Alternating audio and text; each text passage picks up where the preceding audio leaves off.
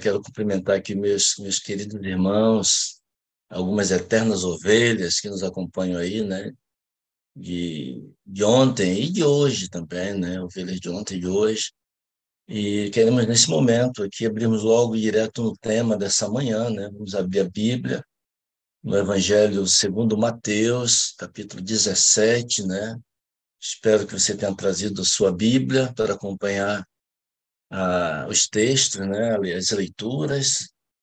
E vamos ler juntos agora, Mateus capítulo 17, já é um texto recorrente, um texto que já falamos sobre ele anteriormente, vamos vê-lo por outro ângulo agora, né? Mateus 17, verso 1 em diante, diz assim, 6 dias depois, tomou Jesus consigo a Pedro e aos irmãos Tiago e João, e os levou em particular a um alto monte, e foi transfigurado diante deles.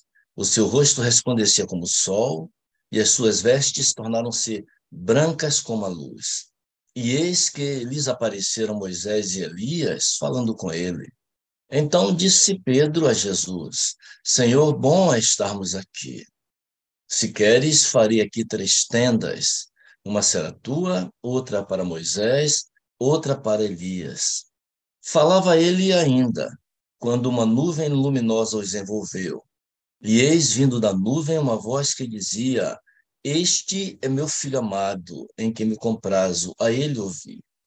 Ouvindo aos discípulos, caíram de bruços, tomados de grande medo. Aproximando-se deles, tocou-lhes Jesus, dizendo: Erguei-vos e não temais.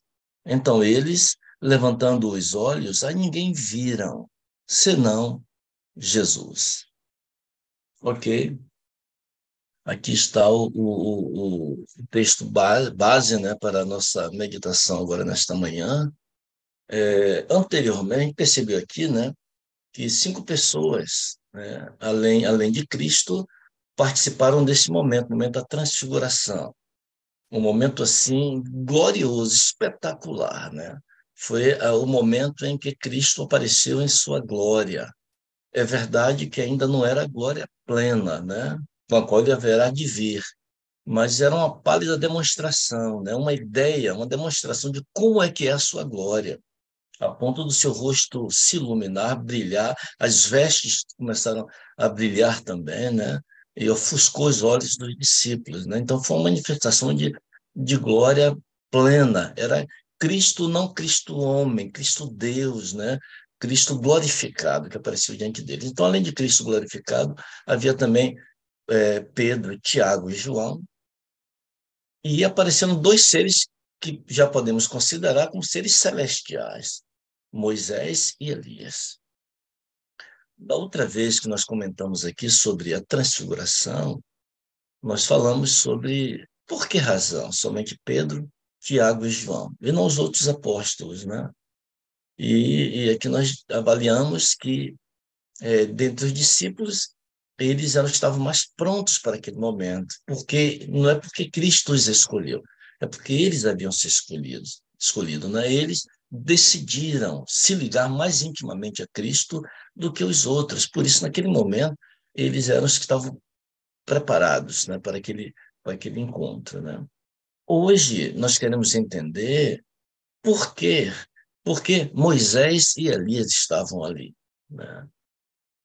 Vimos também na outra ocasião que uma das razões pela qual Moisés e Elias estavam ali, apareceram também no momento da transfiguração, no monte da transfiguração, é porque Moisés representava os mortos, né, que ressuscitarão quando Cristo voltar, e Elias representa, ali naquele momento, representava os vivos que serão trasladados, né? Que irão para o céu sem ver a morte, como nós dizemos, né?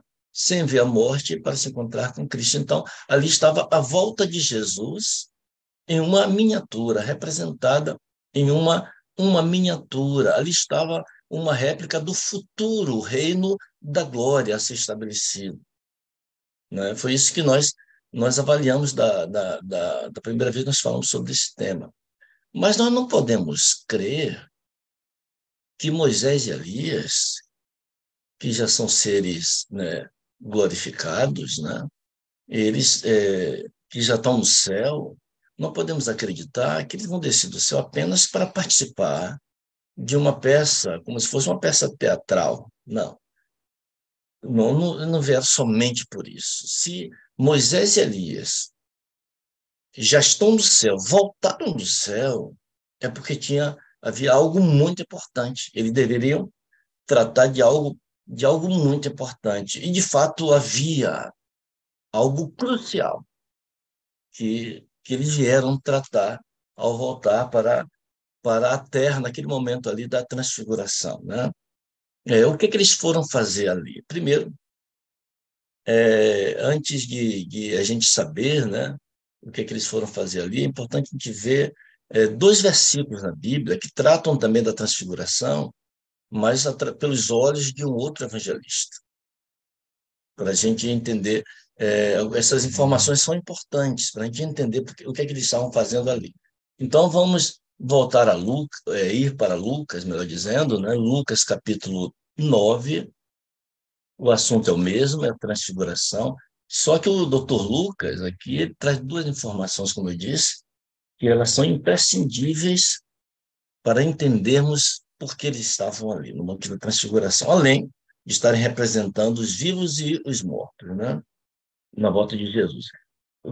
Lucas 9, versículos 30 e 31. Quando você encontrar aí, você vai perceber que está tratando da transfiguração também, né? Ainda, né? Ao mesmo tempo. Verso 30. Eis, diz Lucas, eis que dois varões falavam com ele, com Jesus, Moisés e Elias. Verso 31. Os quais, Moisés e Elias, apareceram em glória e falavam da sua partida, que ele estava para cumprir em Jerusalém.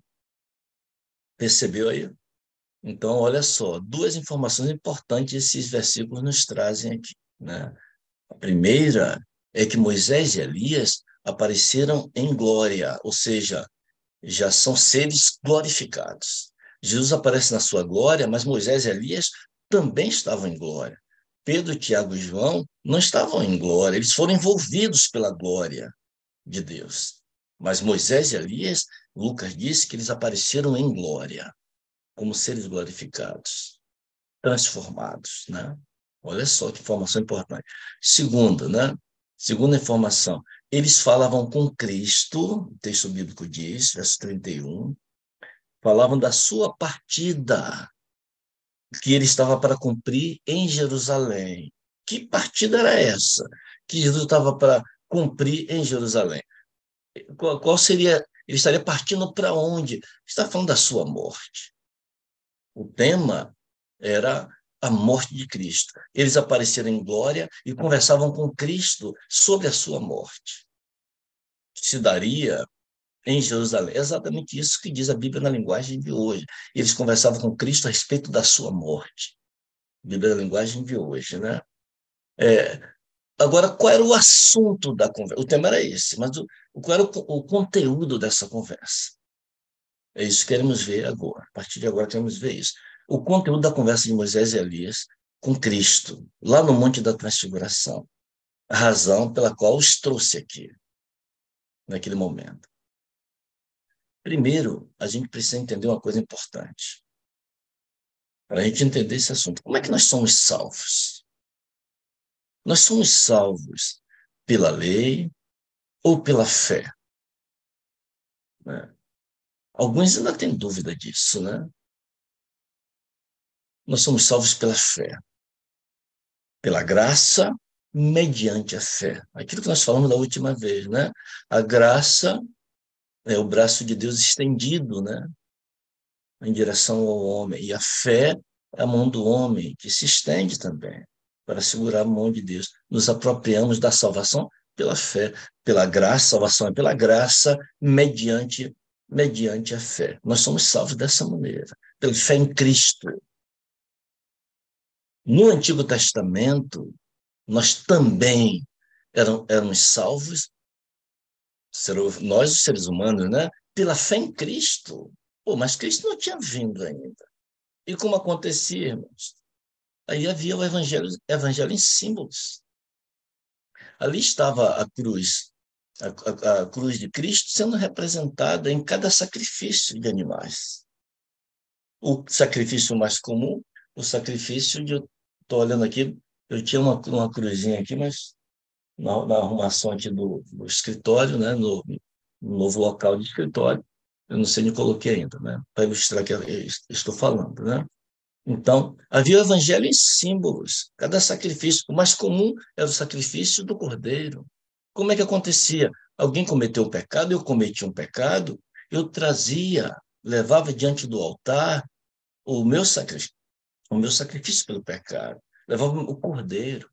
Ali diante do sacerdote, eu colocava as minhas mãos sobre o cordeiro, transferia o meu pecado para o cordeiro. Depois eu pegava o punhal, o cutelo, o instrumento que havia ali, e eu sacrificava, eu matava o cordeiro, o sangue daquele cordeiro, o meu pecado passava para o cordeiro, agora passava para o sangue do cordeiro, o meu pecado. E o sacerdote pegava parte daquele sangue, levava para dentro do santuário, e ali ele aspergia em algumas partes, em alguns móveis, colocava até sobre o véu, jogava até sobre o véu, parte daquele sangue, respingava por ali.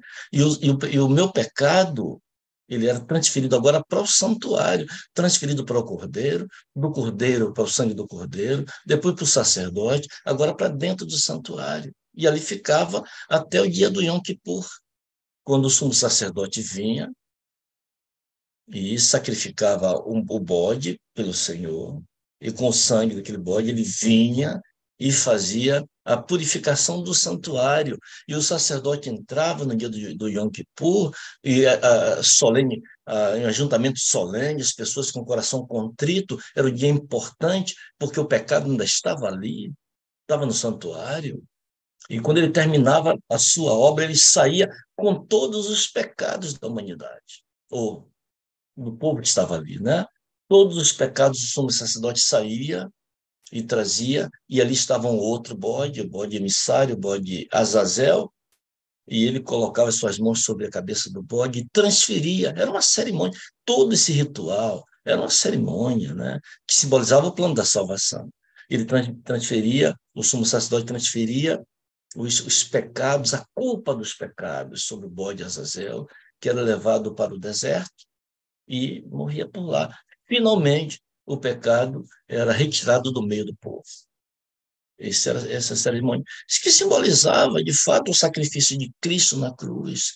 E com o seu sangue, ele purifica o meu pecado, ele morre no meu lugar, ele é meu substituto. E haverá um momento do julgamento, do juízo investigativo, em que Cristo já começou, e que ele entra como sumo sacerdote para purificar o santuário, segundo Daniel 8,14. Tudo isso vai se cumprir no ritual do santuário, se cumpre no ministério de Cristo.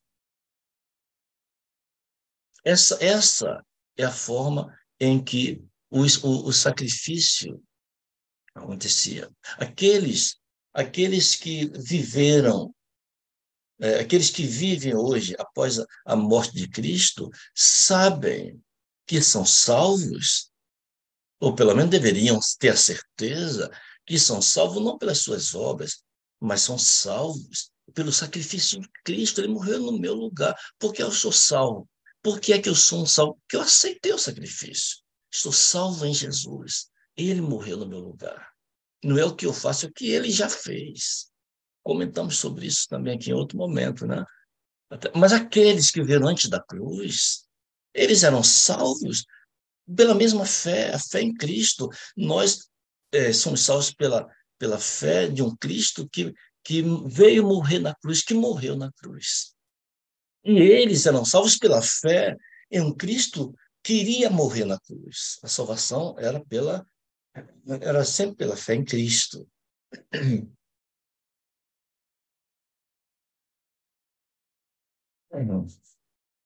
Unicamente pela fé em Cristo. tanto no Antigo Testamento como no Novo Testamento. Se Cristo não morresse na cruz, não haveria esperança para ninguém, nem para mim, nem para você, e nem para os personagens, homens e mulheres, que viveram antes da cruz. Pois bem, então, aqui agora a gente começa a entender, né? A entender que aqueles sacrifícios que ocorriam no Antigo Testamento era uma espécie de cheque. A expressão cheque não é conhecida por muitos, né?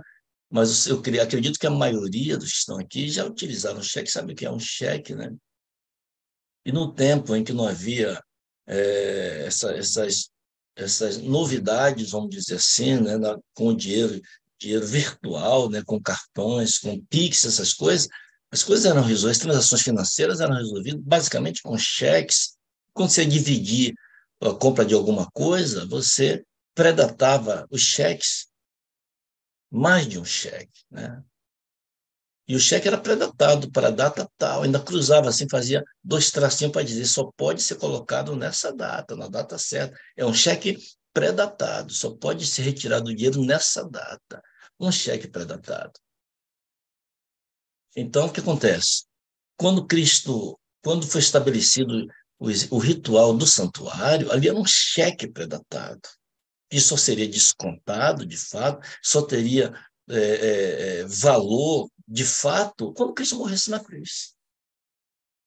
Cada um daqueles sacrifícios que eram feitos diariamente, todos aqueles sacrifícios estava jogando luz lá para frente. E eles acreditavam, um dia o Cordeiro de Deus, que tira o pecado do mundo, vai vir. Quando Jesus aparece, João diz, eis aí, o que nós esperávamos, o Cordeiro de Deus, que tira o pecado do mundo. Então, diante dessa explicação, que apenas para lembrarmos, que eu creio que, se não todas, a maioria de nós já conhecemos o ritual do santuário, como é que ele funcionava.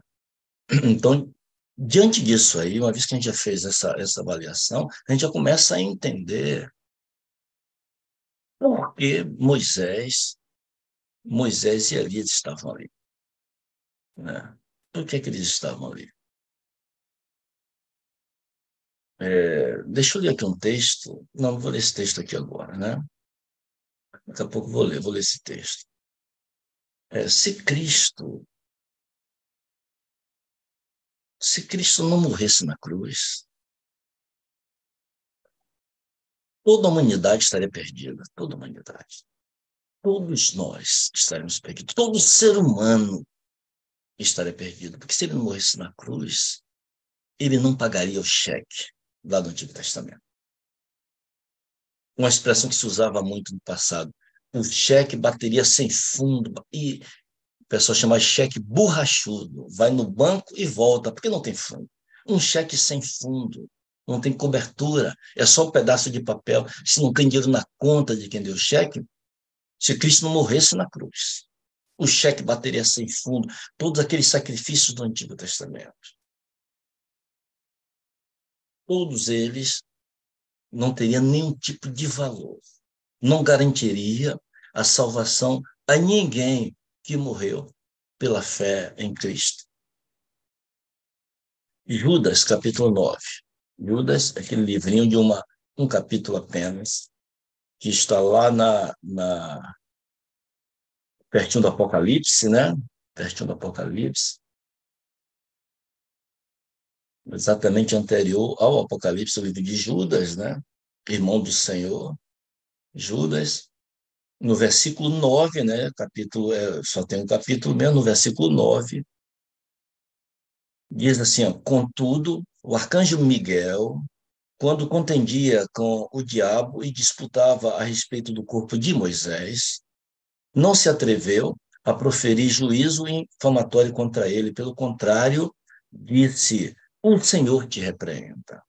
Aqui, Judas traz um bastidor importante. Moisés foi servo do Senhor, né? Um dos homens mais conhecidos na história bíblica, o grande legislador. Nós sabemos a história de Moisés. Moisés guiou o povo durante 40 anos no deserto, sofrendo com o povo, se tornou o homem mais manso da terra. A Bíblia diz, Moisés, amigo de Deus, mas Moisés, pouco antes de entrar na terra prometida, Moisés comete um pecado que não era apropriado para um líder, né? Alguém em uma posição de influência, como era Moisés. E Deus chama Moisés, leva Moisés para o cume do Monte Nebo, né? E ali ele diz, Moisés, você não vai entrar na terra prometida. Eu fico imaginando até a angústia de Moisés, né? Tem uma música daquele grupo Comum, que fala um pouquinho sobre isso, né? Moisés pensa, se eu não vou entrar, por que eu vim até aqui, né? Deus tinha algo melhor para ele. O nome da música é Amanhã, né? Amanhã vai ser melhor. Você não vai entrar na terra prometida, tem algo melhor para você. E Deus agora puxa o fôlego de vida outra vez, o fôlego de vida volta para Deus, o gigante da fé tomba, descansa ali, Moisés. Mas aí, mas aí, o arcanjo Miguel, nós entendemos por toda a construção bíblica do aparecimento do arcanjo Miguel, das poucas vezes que ele aparece, a gente percebe que não existem arcanjos na Bíblia. Existe um único arcanjo, chamado Miguel, que a palavra Miguel significa quem é semelhante a Deus? Uma pergunta, né? E Miguel sempre aparece num confronto direto, numa contenda direta com Satanás.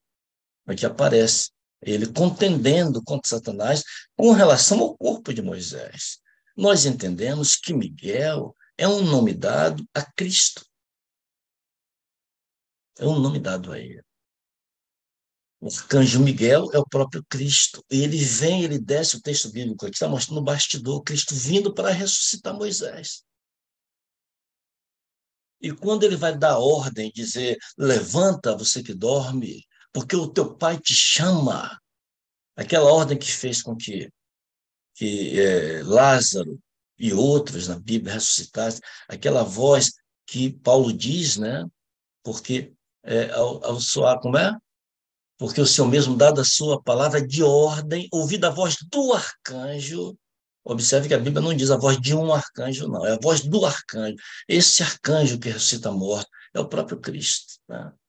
Então, a voz do arcanjo Moisés, Jesus, né, o arcanjo Miguel, e quando ele vai dar a ordem, a voz do arcanjo vai soar para o gigante da fé levantar de novo em glória, aí Satanás aparece, se interpõe entre Miguel, Cristo, e o corpo de Moisés. Ele aparece no meio e diz, peraí, alto lá, o que você vai fazer? O que você está pensando em fazer? Moisés não pode ressuscitar. Moisés não pode ser salvo. Moisés não pode entrar na terra prometida. Não vai poder entrar lá no céu. Sabe por quê? Porque Moisés é um legítimo cativo da morte. A tua palavra diz, argumentação de Satanás, a tua palavra diz que a alma que pecar, esta vai morrer. O salário do pecado, do pecador, é a morte. Então ele é legítimo cativo do pecado, da morte, né? Legítimo cativo da morte. Do ponto de vista jurídico, Satanás estava certo ou estava errado? Estava certo. Sabe por quê?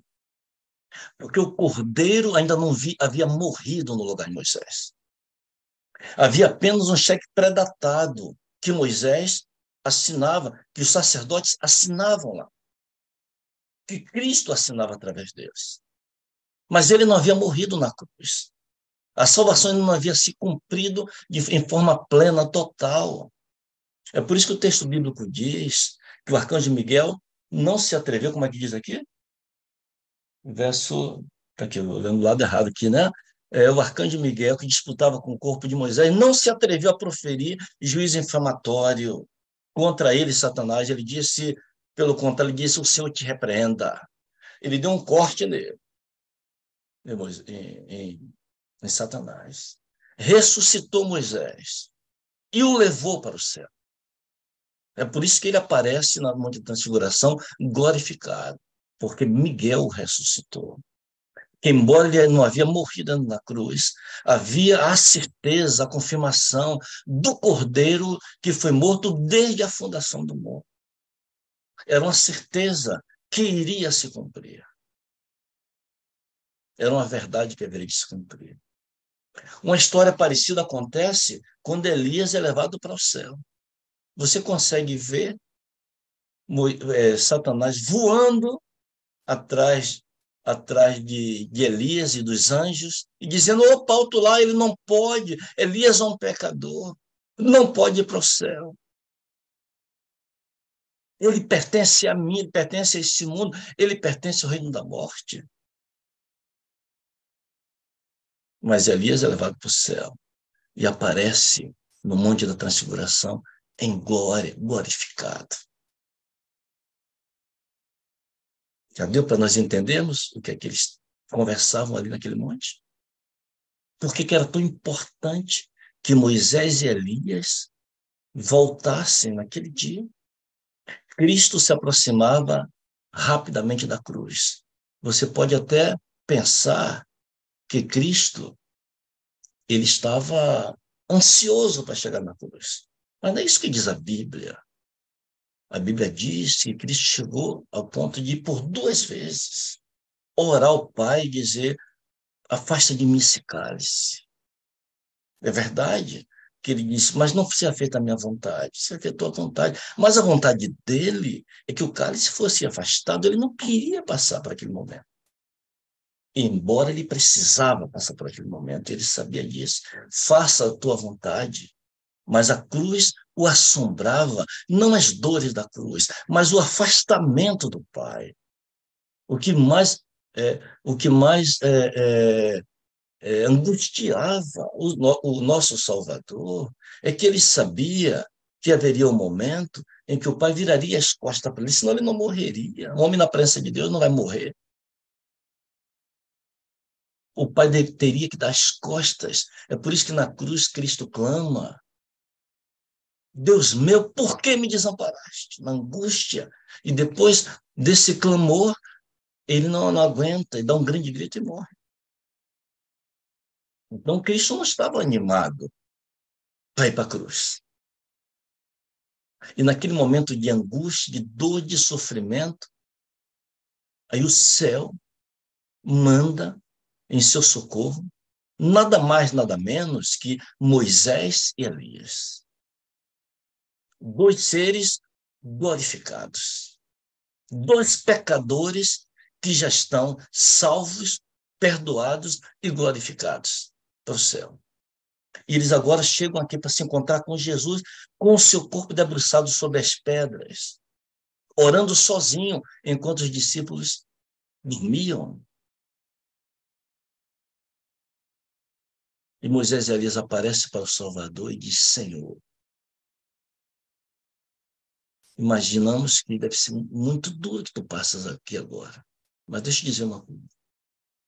O Senhor precisa ir até o final. Sabe por quê? Olhe para nós. Nós somos salvos. Nós já estamos no céu. Nós gostamos de viver no céu. É maravilhoso estar ali. Quando voltamos aqui agora e vemos a diferença, a comparação do que é estar lá e o que é estar aqui. Porém, se o Senhor não for até o fim, se a sua missão não for concluída,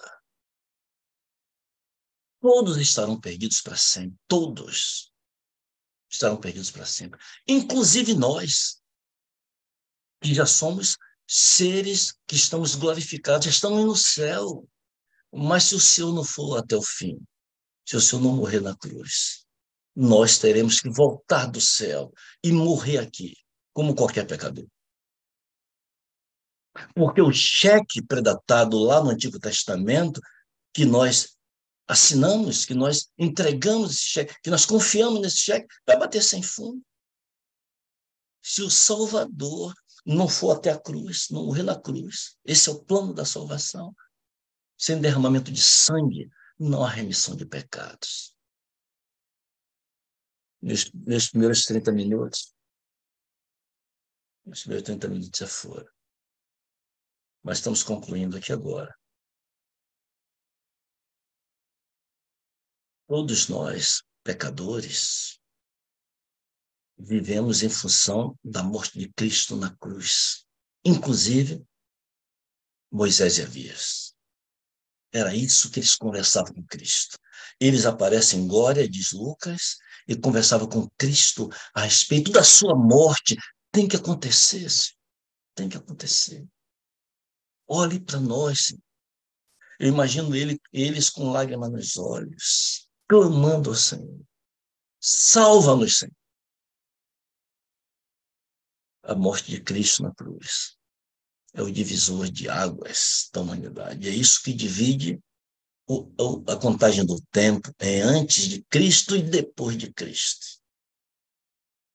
A morte de Cristo na cruz, ela é suficiente para salvar a todos.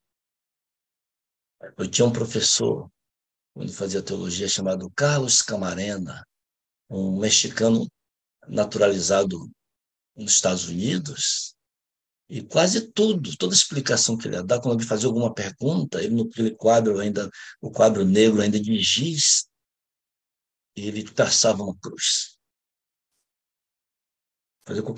Alguém fazia uma pergunta, cruz. Centro de tudo, a cruz de Cristo. Todas as respostas na cruz de Cristo. Moisés e Elias fortaleceram o Salvador. Ele se ergueu dali. Os discípulos não viram mais ninguém, somente a Cristo.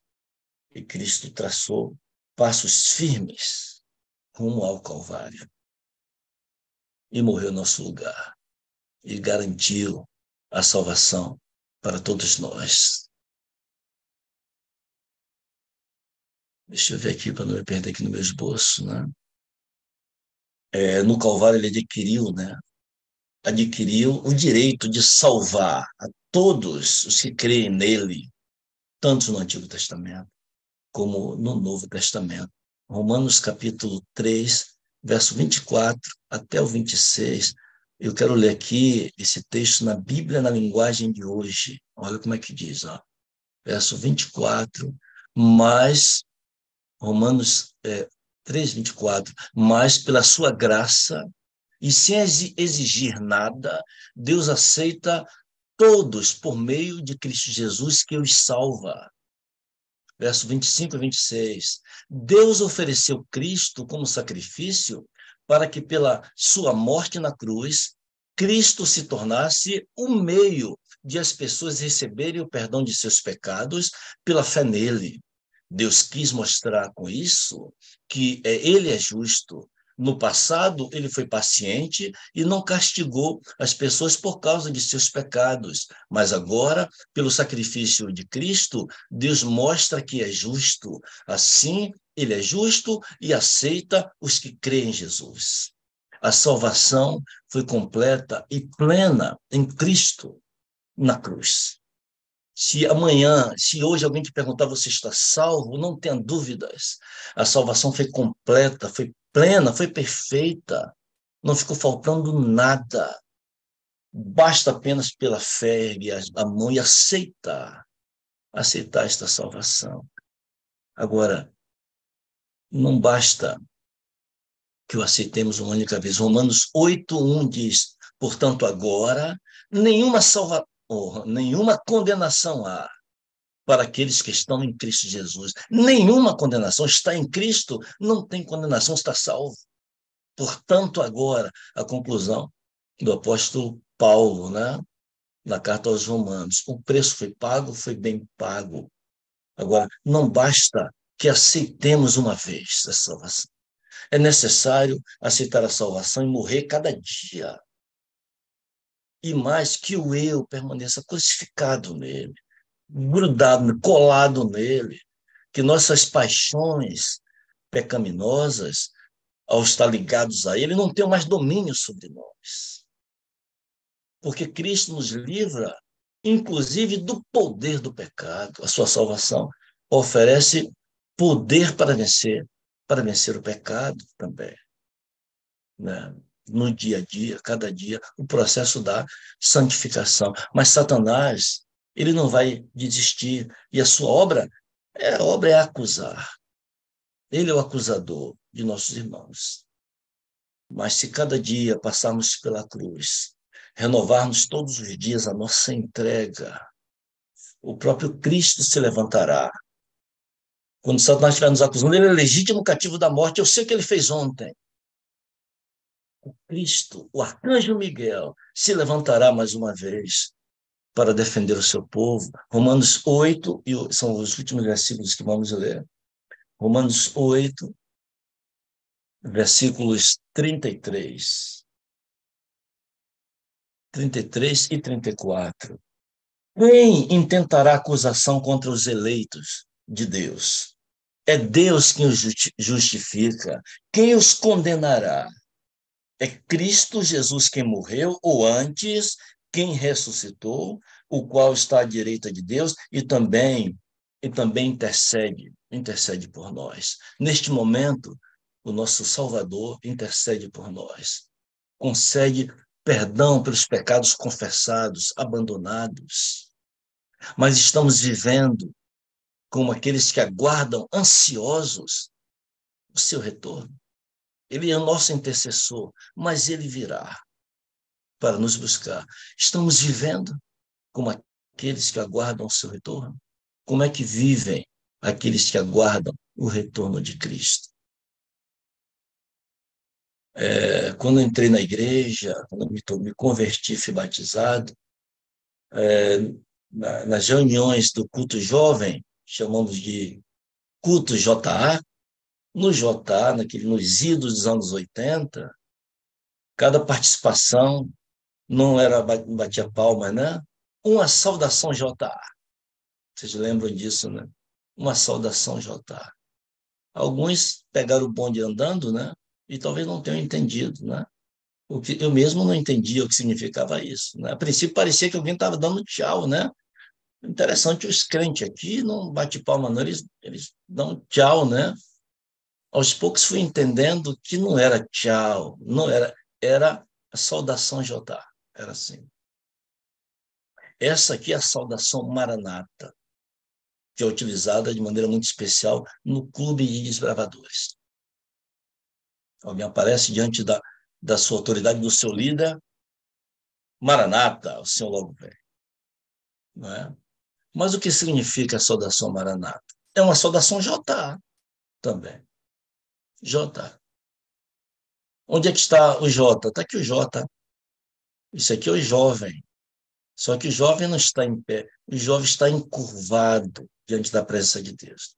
O jovem está em adoração, está em oração. Ele se inclina diante da presença de Deus. O jovem. Mas JA, jovem adventista, aqui uma saudação JA. Aqui está o J, o jovem está aqui. E cadê o A? O A está aqui, dividido em 4 partes. J, A, que anunciar, de amar, anunciar, apressar e aguardar a vinda de Cristo. Eu amo, eu anuncio, tem uma colazinha aqui para não esquecer, né? Eu anuncio, eu apresso com a pregação e eu aguardo o Senhor voltar. Saudação J. Você pode dizer isso? Você pode cumprimentar alguém com a saudação J hoje, que você é um jovem até 200 anos, que ama, que anuncia, que apressa e que aguarda a volta do Senhor. Você vive como aquele que espera Jesus voltar. Ele já fez o que tinha que ser feito por nós, fez tudo o que tinha que fazer. Precisamos aceitar e esperar o seu retorno, que ele virá para nos buscar, irá ressuscitar muitos e trasladará outros muitos. Que você e eu estejamos nesse grupo daqueles, como diz o apóstolo Paulo, e depois, 1 Tessalonicenses 4,17, depois nós, os vivos, os que ficarmos, seremos arrebatados juntamente com eles, entre nuvens, para o encontro do Senhor nos ares. E assim estaremos para sempre com o Senhor. Você gostaria, nesta manhã, de aceitar essa salvação outra vez? Aceitar a cruz de Cristo em seu lugar, aceitá-lo como seu Salvador e partir para as atividades deste dia com a certeza da salvação em seu coração, para viver como um salvo em Cristo. Quantos gostariam? Quero ver as mãos. Deixa eu abrir um pouquinho mais aqui para ver. As mãos. Aqui está. Louvado seja Deus. Vamos orar. Querido Deus e querido Pai, nós louvamos o teu nome pela experiência da salvação em Jesus Cristo, pelo milagre da salvação em Jesus Cristo. Seres pecaminosos, seres nascidos em pecado, legítimos cativos da morte. Essa experiência do ser humano, essa experiência de cada filho de Adão, essa experiência de cada nascido de mulher, diz a tua palavra. Em tua misericórdia, o Senhor planejou, o Senhor arquitetou um plano da salvação que envolvia a morte do Criador em nosso lugar. O Criador que morre pela sua criatura, imprestável criatura, mas de valor infinito para o teu coração. Louvamos o teu nome pelo teu grandioso amor. Louvamos o teu nome porque nos deste a oportunidade de conhecê-lo, de aceitar a tua salvação e de andar contigo. A despeito, Deus, das nossas quedas que acontecem diariamente, nós aceitamos também, ou queremos aceitar a tua salvação também diariamente. Porque aonde abundou o pecado, tua palavra diz que superabundou a tua graça. O teu sacrifício, diz a palavra, se nós confessarmos os nossos pecados, o sangue de Jesus pode nos purificar de todo pecado, nós cremos nisso. E nesta manhã reclamamos, recorremos ao altar da graça, à cruz de Cristo, para receber novamente o teu perdão, para vivermos como salvos em Jesus. Pedimos, ó Deus, este milagre mais uma vez em nossa vida. E se opere nesta manhã. Oramos e agradecemos em nome de Jesus. Amém e amém. Aí sim, hein? Amigo, muito obrigado pela bondosa mensagem. E eu gostaria de colocar aqui um texto, Flavinho, para a gente refletir juntos sobre o que você acabou de pregar e nas minhas descobertas há 10 anos atrás. Esse texto diz assim, ó, é o Espírito que torna eficaz o que foi executado pelo Redentor do mundo. É o Espírito que torna eficaz o que foi executado pelo Redentor do mundo.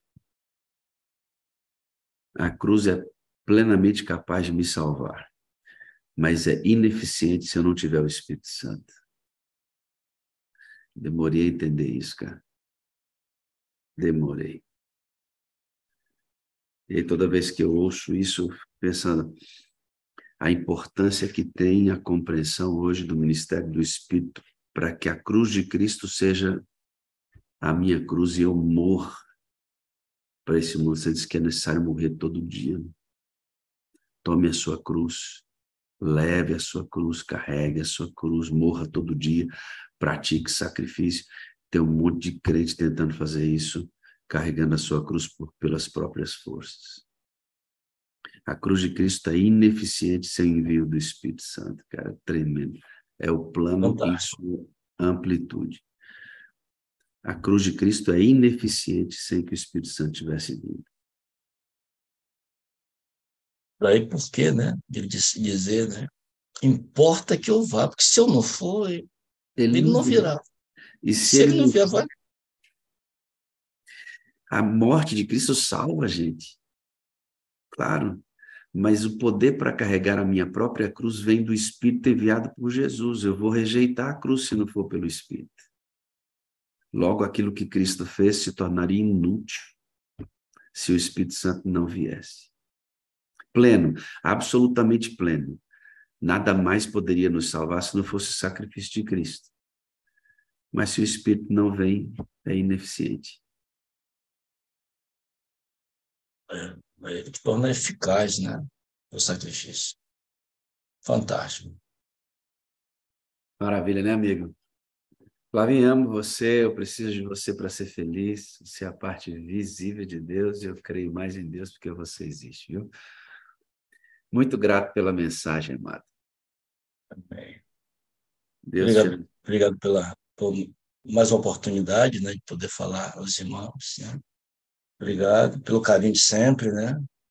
E você sabe que eu também te amo, preciso de você para ser feliz, né?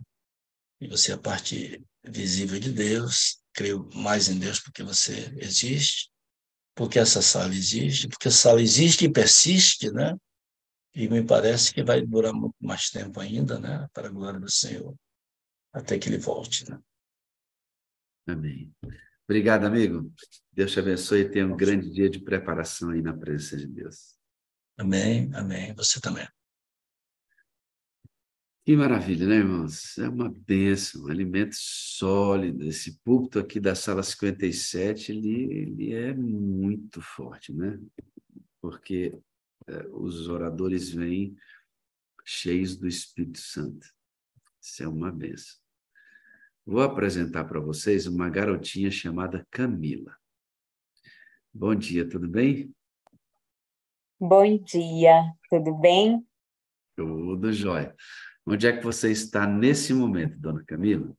Eu estou no meu trabalho, pastor. Aqui É, já está corrido o negócio. ela teve que fazer ajustes lá na Itália, agora é meio-dia já, né, filho? Sim, meio-dia. Mas Meio. aqui a gente, aqui nas montanhas onde eu moro, a gente não tem o hábito de parar meio-dia para almoçar, não, pastor. Aqui vai direto, até 1h30. Tem dias que eu nem almoço, assim, eu dou uma beliscada em alguma coisa e como em casa mesmo. Ortizeia, onde ela mora, é um lugar maravilhoso. Eu tive a oportunidade de estar lá. Comemos ali na casa da Camila, tivemos a oportunidade de descansar na casa dela. Foi uma benção. O momento em que estivemos ali é linda, é linda, é linda. A região é linda. Bom, você me dá aí 5 minutinhos, já já a gente volta. Eu preciso fazer alguns lembretes muito especiais que sabe que a sala 57 não para, né? Então, vou relembrar aqui o que vai estar acontecendo dia 19 de agosto, lá. Deixa eu compartilhar com vocês aqui, para você não esquecer. Você dessa região aí, por favor, vamos fazer uma linda festa aí, ó. Auditório do Cefaz, Centro de Formação Antonino Freire, em Teresina, no Piauí. Nós temos algumas moderadoras envolvidas nesse lugar, o pastor Adevaldo Adriano e o pastor da igreja local. Neste sábado aí, 19 de agosto, às 15 horas, no auditório do Cefaz, que a Kelly se movimentou ali e conseguiu esse auditório para a reunião da sala 57, você de camiseta lá. Se você não tem a camiseta ainda, pode ir sem, mas se quiser, até terça-feira, você pode fazer o pedido para a moderadora Ruth, que está auxiliando na produção e envio das camisetas, tá bom? Só até hoje, pastor, as camisetas. Então, o pastor falou terça, né, no último culto. É Então, sexta. eu tinha entendido isso. Então, é até hoje só, certo, Ruth? Isso, só até hoje, porque senão não vai dar tempo a gente receber. Não dá tempo de fazer as camisetas. Nessa mesma direção, nós temos um outro evento acontecendo dia 19 também. Tem algumas pessoas que estão muito motivadas nessa questão da divulgação da sala. Nós estamos muito felizes com isso. Então, esse é um outro movimento que vai acontecer em outra região do país, dia 19. A Aderlândia que está coordenando esse evento aqui, ó. Vai acontecer na Igreja Adventista de Jabaraí, em Guarapari, Espírito Santo, dia 19/8, começa na Escola Sabatina e vai até a tarde. Então, vão estar lá Aderlândia, Cirlei, Marcelo Novaes e mais algumas pessoas envolvidas neste trabalho aqui, ó. Então, você da região aí de Jabaraí, em Guarapari, no Espírito Santo, se movimente, tá bom? Dia 19, ó, dia 19/8, todo mundo aí participando de mais um movimento presencial da Sala 57, tá bom? Mas não para aí, tá bom? Como é que a coisa tá bem legal e Camila, as coisas estão avançando bastante aí na questão da divulgação da sala. E aqui, ó, esta é a escola lá em Campo Grande, tá certo? Na região de Cariacica, no Espírito Santo. Na região de Cariacica, no Espírito Santo. Essa é a escola de Campo Grande. No último final de semana de outubro, nós vamos estar lá para realizar um evento da Sala 57, que a Aderlândia, a Cirlei, o Marcelo, Pastor Joel, todos estão envolvidos ali para a gente fazer uma festa bonita aí, no dia 28 de outubro, no último final de semana de outubro, dia 28, às 15 horas, nós vamos estar aqui no auditório da escola, muito bom auditório, para realizar mais um evento presencial da Sala 57. Então, você aí da região de Cariacica, região do Espírito Santo, nós vamos estar aí, faça a sua caravana, se envolva para a gente poder participar junto desse momento que vai ser bem legal para todos nós aí. E a gente ainda tem a irmã Thalita. A Thalita vai pregar aqui na sala e logo depois ela vai pegar um voo para o Rio de Janeiro e vai falar na igreja do Meia. E ela fazer um final de semana sobre família lá e vai, no ensejo, também apresentar a Sala 57 para a Igreja do Meia, no Rio de Janeiro. Então, olha só quanta coisa boa acontecendo, hein, Camila? Maravilhoso. Coisa boa Eu acontecendo. sei que é maravilhoso porque eu tive a oportunidade de participar em uma dessas reuniões da sala e para mim a experiência ela ainda tá vivendo em mim. Você vai contar para a gente como é que foi, como é que tem sido essa experiência. Antes, eu queria que você falasse como é que é a sua família, você tem filhos? Fala um pouquinho disso para a gente antes de entrar detidamente mesmo. Ok. Primeiramente, eu quero dar meu bom dia, né? Meu bom dia com muita alegria para todo mundo que está assistindo nós agora, que realmente é uma honra poder estar aqui com vocês hoje. E eu sou Kathleen Camila, vocês já me viram aqui. Tenho 2 filhos, a Júlia e o Miguel. Eles estão comigo aqui na Itália hoje. E eu sou sobrinha das Santa Cruz, da sala. Eu sou a sobrinha delas. Nós tivemos a alegria, daqui a pouco você vai saber como é que é a história dessa menina, mas antes é importante que você saiba que muitas coisas aconteceram na vida dela, né? Você sempre foi adventista do sétimo dia, nasceu, né, num seio adventista, você foi criada pela avó e você tem 5 irmãos. Seu papai 4, morreu, 4 irmãos, você é 5.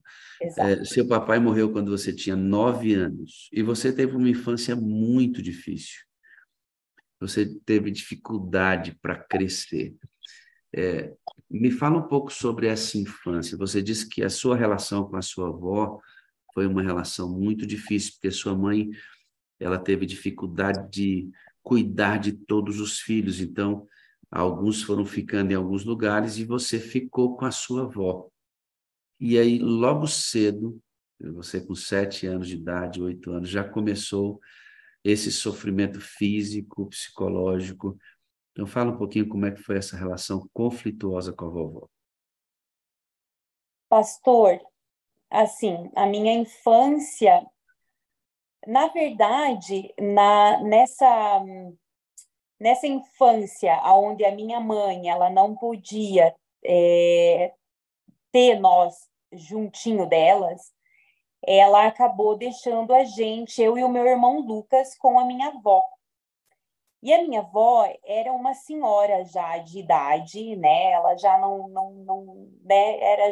Tinha uma idade para ter tanto fardo, ela tinha muita pressão psicológica, porque ela tinha que cuidar de uma fazenda praticamente sozinha, aonde ela tinha que cuidar dos meus bisavós, que eram já de idade. Então, ela acabava sofrendo muito essa pressão. E eu acredito que, no meio disso tudo, ela não sabia lidar com essa gestão para neto, pais que eram já idosos, para tanto trabalho. Então, e ela tinha um modo muito rígido, né, de educar. Eu acredito que ela foi assim educada, entende? Mas no meio de tanta pressão, eu acabava sofrendo muito, porque às vezes ela sem muita calma, sem muita, sabe, muito tempo, acabava batendo muito em mim, né? Tipo, a gente sofria muito essa questão né, da agressão, assim. Mas eu acredito que ela foi criada assim, entende, pastor? Eu sei que ela foi criada assim, eu não acredito. Então, no meio de tanta coisa, a gente acabava sofrendo todo mundo junto, entende? Porque eu acredito que ela também sofria, né? Ela também não tinha culpa. Ela queria fazer o melhor dela no modo dela, né, pastor? Hoje eu entendo isso, apesar de ter sofrido muito com isso, porque eu lembro que quando eu morava com ela, assim, que a gente, né, que ela cuidava de mim, para você ter noção, isso eu não comentei contigo ontem, mas pastor, assim, de tanta falta que fazia a minha mãe, nessa circunstância de infância, eu lembro que eu sonhava que Jesus estava voltando e a minha mãe nunca chegava de viagem, pastor.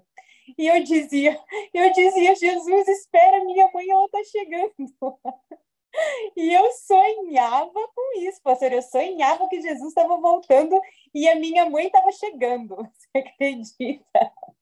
Então, naquela ingenuidade, naquela vontade de ter a mãe perto, tudo assim, foi sofrido, pastor. Foi bem sofrido. E não só para mim, porque graças a Deus, eu tinha o meu irmão Lucas junto comigo. Graças a Deus, a gente era companheirinho um do outro. Sofríamos os dois juntos, porque ele também era menorzinho do que eu, e ele cuidava de mim, eu cuidava dele. A minha avó, ela ia para a roça, pastor, a gente ia explorar a cidade onde a gente vivia. A gente ia para tudo que é parte daquela cidade. Imagina, com 7 anos, com 6 anos, 5, 6 anos, 7, Você pensa, o meu irmão tinha o quê? Uns 5 anos também, 7.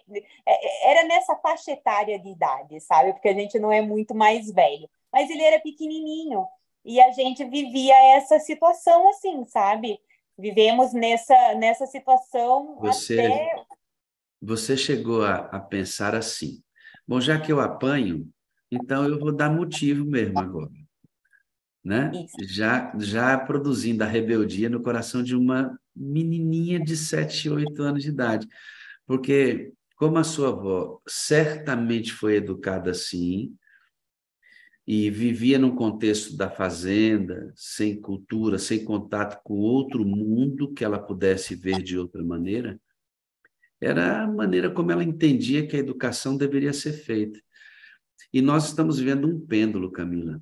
Na época que você foi educada, e a gente tem visto aqui na sala que crianças eram literalmente agredidas. Não era uma educação com o contato físico correto, não. Tinham pais, e a gente vê aqui, né? Pais que sangravam os filhos e machucavam os filhos no reio, como eles chamavam antes. Não acredito que seja exatamente maldade da grande maioria. Alguns faziam isso por maldade, mas era um modelo educacional, né? Hoje em dia, nós temos quase que pedir por favor para os nossos filhos. De uma educação muito rígida que provocava transtornos que provocaram em você, você teve que lutar com essas questões das marcas dessa educação dura. Hoje em dia, nós causamos outros tipos de consequências nos filhos, quando quase que temos que pedir para eles autorização se podemos ou não educá-los. É De um verdade. lado, a autoridade exacerbada, exagerada, do outro lado, nenhuma autoridade. E o prejuízo é grande, tanto de um lado como do outro. É Então, verdade. hoje em dia, Camila, a sociedade está produzindo homens e mulheres completamente incapazes de tomar decisões sérias. Incapazes de tomar decisões sérias. Infelizmente, é o tipo de sociedade que a gente tem hoje já e que vai se agravar muito mais no futuro próximo. Exatamente porque Satanás trabalha nas pontas, né? Fazendo com que isso aconteça. Você foi crescendo e essa revolta foi acontecendo, porque você é uma criança, não vai. Hoje você amadureceu e entendeu que sua avó entregava aquilo que ela tinha, mas na época você não entendia isso. E você, logo, muito cedo, quis se casar. Mas antes disso, você vai morar com a sua mãe, fica um período com a sua avó, com 8 anos, mais ou menos, 9, você vai morar com a sua mãe, com a sua avó e com a tia Anitta, que você chama, que é a Ellen. Sim, com a minha mãe e com a tia Anitta. Eu saio Isso. da minha avó Ok. e vou para Minas Gerais, em Juiz de Fora. Elas trabalhavam ali e a minha mãe resolveu nesse momento mais estabilizada, né, mais assim concentrada, resolveu me levar morar junto com elas. E nesse período, sim, entre 8 anos, pastor, eu acredito que ali eu tinha 8 anos, 8, 9 anos, eu acredito, assim, não lembro especificamente qual idade, mas era entre essa idade. E a gente foi morar em Juiz de Fora, nesse lugar, e já logo depois que eu cheguei ali, mas pouco tempo depois, a minha mãe, ela começou a ficar doente, muito doente, sabe? Eu tinha 8, 9 anos, a minha irmãzinha Pamela tinha 4 anos, e então, tipo, assim, era... A tia Anitta tinha que trabalhar muito, elas trabalhavam, tipo, demais, assim, sabe? Eu lembro que tinha até... Elas contratavam meninas para poder ficar com a gente, mas nesse período a minha mãe adoeceu. e eu tive uma experiência muito, muito, muito forte com a minha mãe nesse período, sabe? Porque eu lembro de um dia, pastor, que ela estava muito mal, muito mal. E ela tinha tanta febre, pastor, que ela chegava a delirar, assim, de tanta febre que ela tinha naquele dia. Ela tremia tanto que ela, assim, a gente diz que a gente parece que a pessoa dá pulo na cama, né? Mas é a tremedeira da febre, né? Espasmos, né? Eram espasmos. Exato. E eu lembro, pastor, que eu tinha um medo de perder a minha mãe, um medo, pastor. Eu não sabia o que que era ficar doente, eu nunca tinha ficado doente, eu não sabia o que que era uma doença, né? Até esse momento que ela ficou muito doente. E nesse exato dia, especificamente, nesse dia que ela estava muito mal, eu lembro que eu comecei a pedir para Deus a curar ela, assim, né, que Deus curasse, que passasse aquela febre, que passasse, né, o que ela estava sentindo naquele momento. E para mim era tanta vontade dela estar bem, dela ficar bem, que eu me ajoelhei assim do lado do colchão, que era um colchãozinho que era no chão, e eu me ajoelhei do lado daquele colchão, pastor, peguei na mão dela e comecei a orar. Comecei a orar, pedir para Deus assim me livrar, sabe? Livrar os meus irmãos de serem órfãos de mãe, porque a gente já tinha sofrido muito, né, pastor? Então eu não queria passar por aquilo. Meu pai, naquele período, naquele mesmo ano, meu pai morreu. Então, tinha morrido. E então, assim, eu já tinha aquele medo, né? Ali, na minha cabecinha, eu sabia já o que, que era órfão, né? Uma criança órfã. Eu sabia, eu tinha um medo de parar num orfanato, pastor, um medo de parar num orfanato que, olha.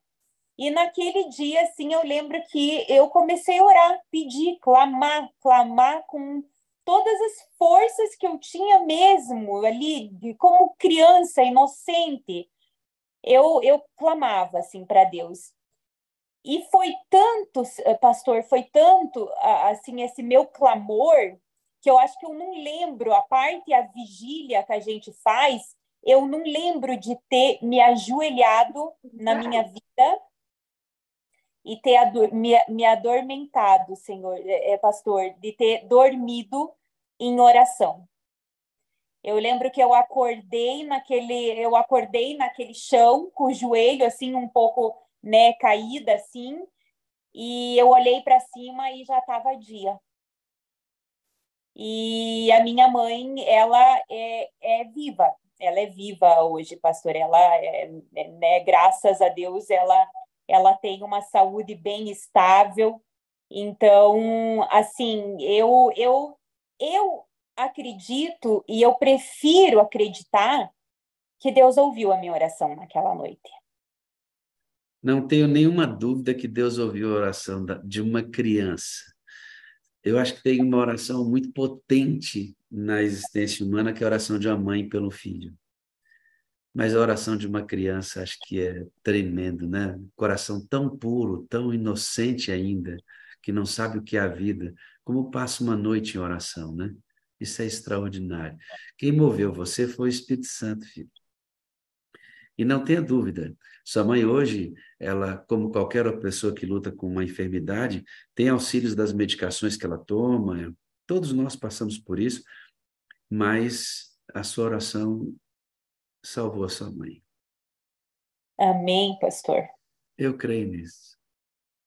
Bom, nós Amém. estamos conhecendo a Camila e você está percebendo que houve uma desconstrução nessa fase. Ela perdeu o pai, quase perde a mãe, uma educação difícil com a vovó, medo do orfanato, muito embora tivesse uma família gravitando em torno, era a mente de uma criança, né? E com isso ela começou a desenvolver, sabe o quê? Um desejo de ter uma família. já que ela não teve o pai presente e faleceu. A mãe não conseguiu agrupar os filhos e criar como seria bom na ideia da família. Com 12 anos você começou a pensar em ter um lar, uma família. Sim, pastor.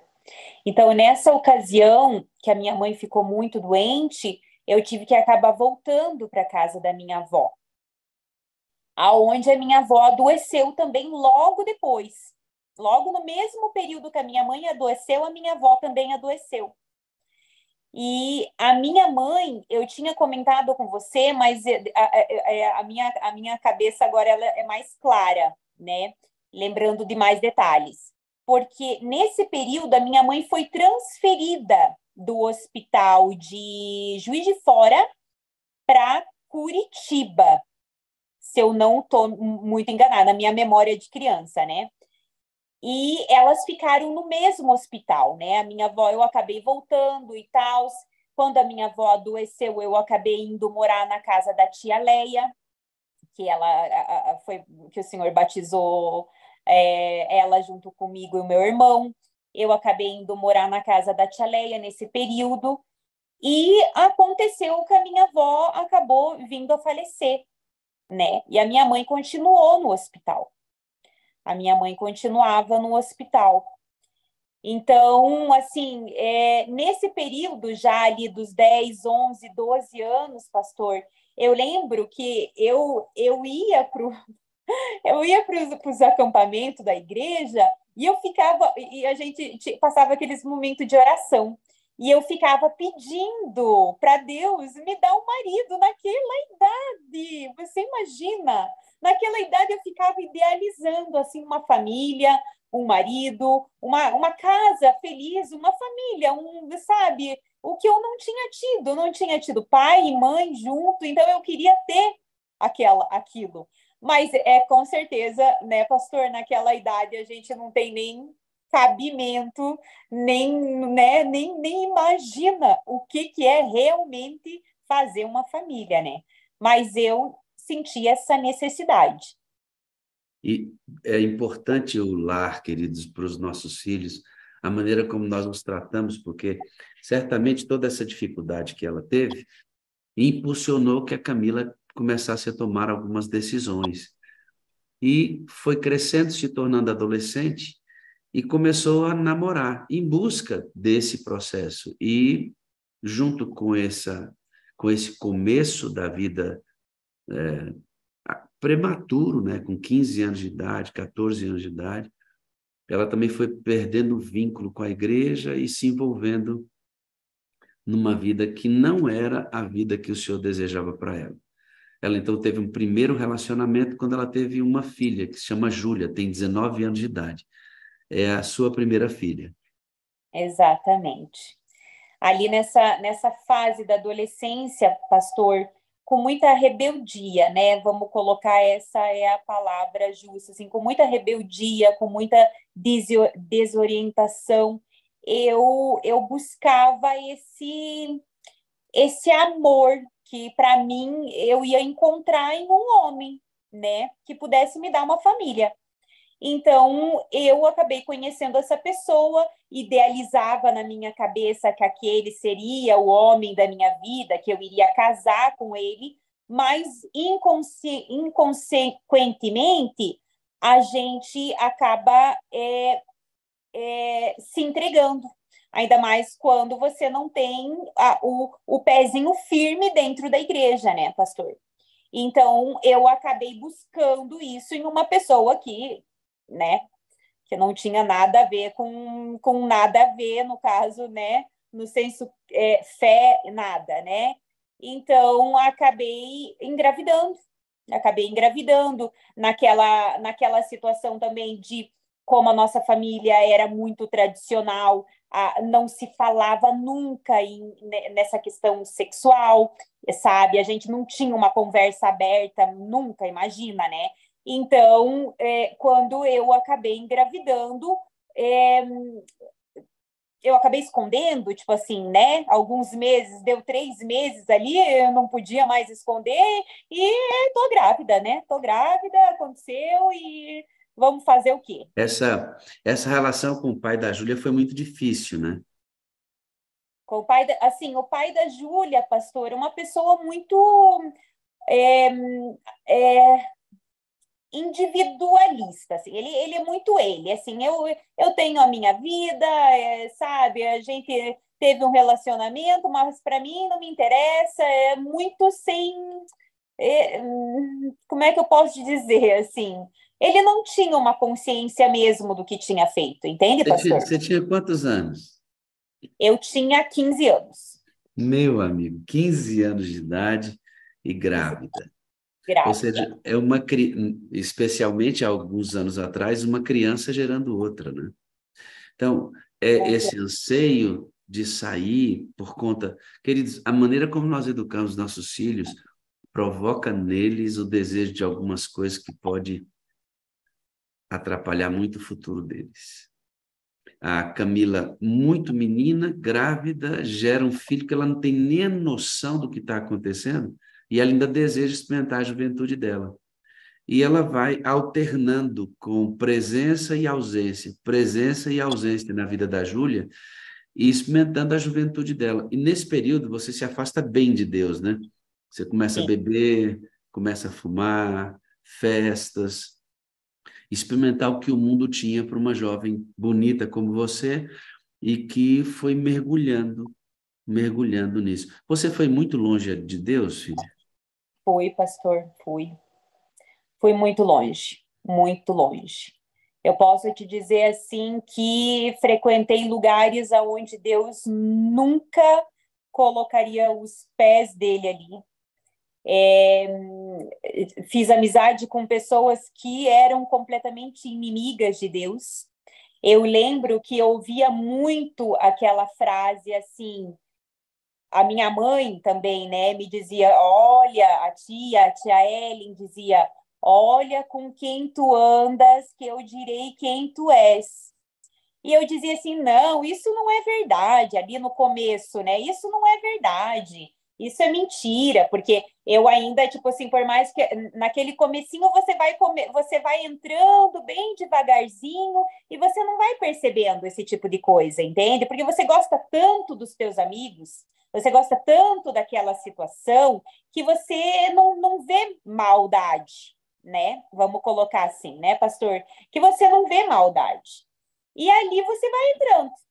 Ali você vai indo, vai indo, vai indo, e quando você vê, você está fazendo sim as mesmas coisas que eles fazem. Porque Entende? você começa a olhar para o que eles fazem assim, não, eu estou aqui com eles, mas determinadas coisas porque eu acho que isso é exagero, eu acho que isso não... Só que você vai sendo levada, e muitos conseguem fazer algum nível de resistência, outros são completamente absorvidos, e nessa vida você fica grávida a segunda vez. Exatamente. E a gravidez.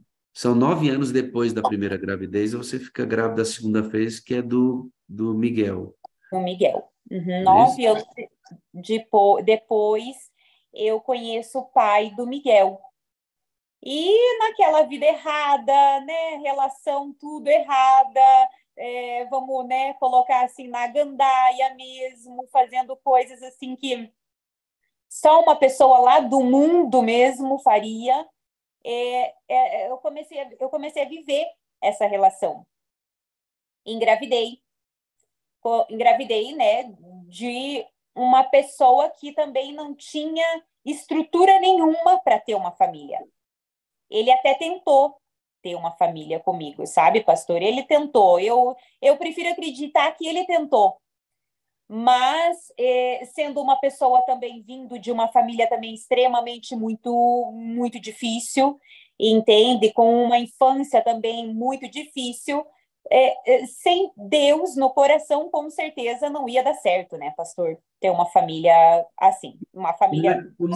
Como é que se processava a Camila que sabia sobre Deus, que tinha sido criada e educada na igreja, mesmo com todas as dificuldades, nesse mundo que você não vai descrever os detalhes, porque a gente não precisa disso, mas o mundo absolutamente, como você disse, Deus não aprova, né? Não aprovaria nenhuma daquelas atitudes. Como é que era a Camila que conhecia Deus nesse mundo ali? Vazia, pastor. Uma Camila vazia. Uma Camila sem vida. Que aquilo não era vida. Aquilo não era... não tinha uma expectativa de nada. Entende? Eu não tinha, assim, um sonho, sabe? O que era? A minha vida passava depois do outro, fazendo coisas que me levavam a uma solidão, a uma... Não tinha... Não era vida, pastor. Não é... Você consegue imaginar a Camila, essa menina linda que você está vendo falar aí, agredida com a cabeça no chão, por exemplo? Você consegue ver a Camila sendo arrastada para um canil, para um cachorro feroz morder a Camila? Você consegue ver a Camila com uma arma dentro da boca dela? Essa menina passou por tudo isso. É verdade, pastor. Nessa minha relação com o pai do Miguel, olha, pastor, eu não sei, assim, a palavra mais apropriada para essa relação seria uma relação desgraçada. Infelizmente, eu vivi essa desgraça, sabe? Porque foi um relacionamento muito abusivo, muito, muito abusivo. A gente se agredia, não ele só me agredia, nós se agredíamos, sabe? Vivendo aquela loucura de ciúme, de possessão diabólica, porque aquilo não era amor, era uma... Você tá tão iluminada que eu não consigo ver nada disso, né? Eu não consigo nem imaginar que você passou por isso. Você está tão iluminada, a gente sente tanta presença de Deus em você, graças a Deus que é assim, que é como Deus disse, né? Vamos esquecer essa parte, foi página virada, não é mais assim, porque coisas maravilhosas aconteceram na sua vida. É verdade. Você consegue se desvencilhar desse rapaz, vai para a Itália para poder se ver numa situação melhor, conhece um rapaz que agora, de forma intencional, você quer construir a família e fica grávida. Exato. Só que esta gravidez que você tem, ela acontece nas trompas. Exato. E é uma gravidez de risco. Nessa vida, ainda nessa vida, que não agradava a Deus, você vai parar no hospital. Exato. A tia Anitta, a irmã Ellen, já havia mandado o link da sala para você algumas vezes. Já. A tia Leia também. Você entrava, mas não dava toda a atenção. Como é que foi o seu primeiro contato com a sala? Pastor, assim, quando começou a quarentena, pastor, eu já tinha... Eu vivia aquele mundo, fazia aquelas festas, mas eu sentia muito... Eu me fazia muito mal já, pastor. Muito mal. Aquele mundo já estava me fazendo muito mal. Até porque eu sei que tinha muita oração por mim naquele momento. Eu sei disso. Então, o Espírito Santo ele já começou a trabalhar nessa fase, sabe? Então, eu já tinha, assim, alguns desejos. Eu tinha o desejo, mas eu não tinha a firmeza de vontade, né? E foi quando as tias começaram a mandar o link da sala para mim. Eu via um dia, outro, né, de tanto em tanto eu entrava ver. E foi bem nesse período que eu acabei indo para o hospital, que daí eu tive que tirar o bebê e que eu, assim, precisava de um plano. Eu precisava de um plano. Até porque, quando eu engravidei, foi uma gravidez intencional, né? Eu tinha conversado com Deus, assim, eu falei, olha, Senhor, eu preciso de um plano de salvação. Tu precisa me salvar de mim mesma, porque eu não estou conseguindo, eu sozinha não consigo. Então, eu preciso que você me ajude a me salvar de mim mesma, porque eu não sei aonde que eu vou parar. Satanás estava conseguindo destruir você. Estava, pastor. E você chegou ao Tá? ponto de dizer para ele, para Deus, né? Eu preciso que o Senhor me salve de mim mesmo, porque você sabia que apesar das incoerências que estavam no seu coração, você não conseguiria sair daquele lugar sozinha. Você precisava de uma força sobrenatural sobre você. Sobrenatural. E ali, pastor, eu fumava, fumava cigarro, fumava maconha, bebia. E nesse período, assim, sabe, eu vivia essa vida. E foi quando eu e o meu ex, né, que a gente não tá junto hoje, e ele também gostaria, sabe? Ele também dizia para mim que tinha, né, que tinha intenção de mudar e tudo. Eu falei, então vamos junto, vamos fazer uma família, vamos ficar junto. E eu engravidei. E no momento que eu engravidei, tipo assim, não, no momento que eu estava tentando engravidar, eu já pensava comigo assim: eu vou parar de fumar, eu vou parar de beber, eu vou parar de fazer certas coisas que eu não tenho coragem, não é coragem, não tenho forças para fazer sozinha, se eu não tiver uma motivação sobrenatural dentro de mim, né? O filho seria a plataforma para você sair, né? Exato, exatamente. E foi o que aconteceu. Eu acabei engravidando, acabei no primeiro dia que eu fiquei sabendo que eu estava grávida, eu já não fumei, já não bebi, já não né, fumei marihuana, no caso, entende? Já comecei a ter aquela força, entende, pastor? E ali, até ali, eu, né, vivendo aquele plano meu, porque era um plano meu, eu pedia para Deus, mas eu sei que né, ele queria fazer do modo dele e que eu parasse de fazer do meu modo, entende? Mas ele sabia que eu precisava ter um objetivo muito forte para mim poder começar olha, a sair daquela situação.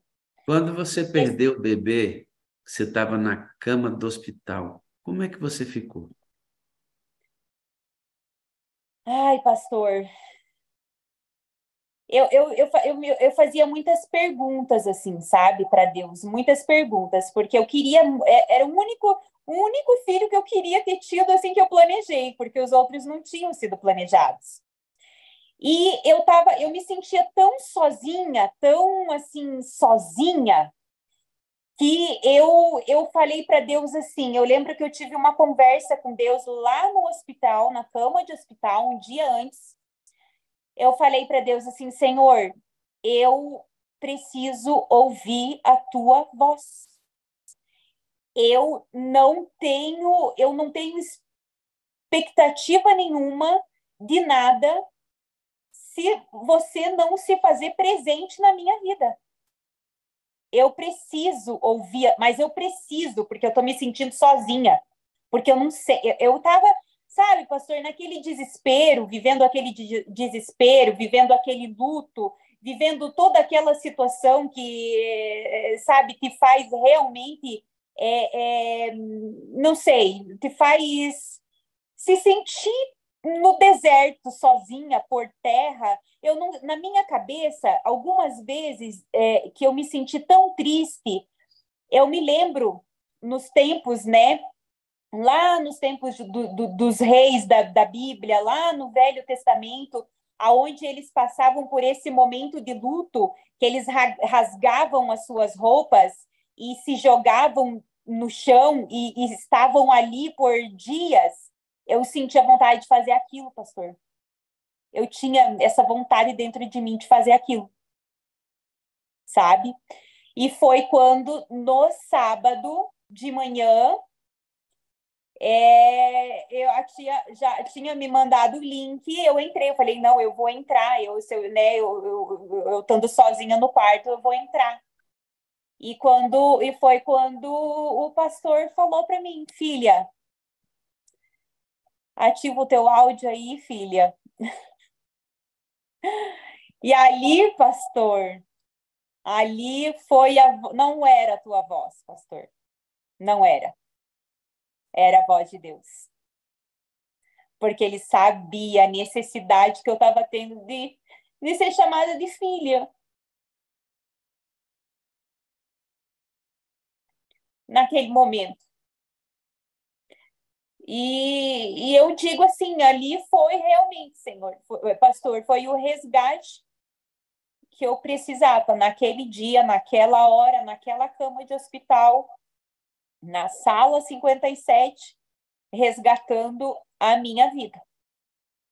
Eu disse para você que Deus estava jogando um anzol para você e que você deveria segurar com todas as forças do mundo. E foi o que você fez. De lá para cá, muitas coisas mudaram e, assim, muita felicidade ver Deus trabalhando na vida dessa menina. Ela mandou ontem para mim um vídeo. Olha só como o ambiente que essa garota frequenta agora é diferente. Ó. Que maravilha. Aqui ela está em um ambiente comendo com os jovens da igreja, inclusive cuidando de uma das pessoas que ela convidou, que foi até o evento da Sala 57, em Verona. Ela mora em Ortisei, um pouco distante de Verona, mas ela estava lá com a galera da igreja. Esse agora é seu ambiente, né? É, pastor. Essa é a minha família. É a minha família. E eu agradeço muito eles. Toda vez que eu tenho a oportunidade de dizer, eu digo o quanto eles são importantíssimos para mim. Porque é uma igreja, eu posso até, né, pastor, dar uma pinceladinha aqui nos jovens da igreja. Eu digo para todos vocês, jovens, quando vocês receberem visita, não só porque é um jovem, mas qualquer visita que vocês receberem na igreja, vocês abracem. Abracem. Porque eu me senti assim nessa igreja. Eu me senti abraçada.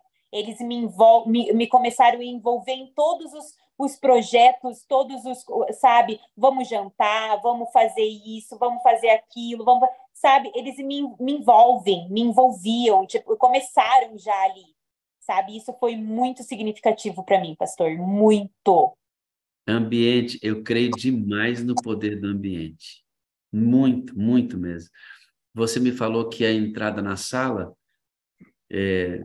houve algumas descobertas. Uma delas, você me disse assim, você descobriu como crescer espiritualmente. Houve um choque de realidade. Fala um pouquinho para mim sobre isso. O que significa isso? Pastor, até então, até eu entrar na sala, eu não sabia o que era a busca do Espírito Santo, pastor. Eu não sabia. E no momento que eu comecei ali, depois daquela cama de hospital ali, sabe, saindo, indo para casa, eu comecei, pastor, a ver a importância de ser guiada pelo Espírito de Deus, de ser movida pelo Espírito de Deus, sabe? Apesar de algumas dificuldades ainda, até nós, que eu digo assim, como eu disse num outro depoimento que eu dei aqui na sala, até o mundo, a gente quer muito sair do mundo. A gente tem aquele desejo de sair do mundo.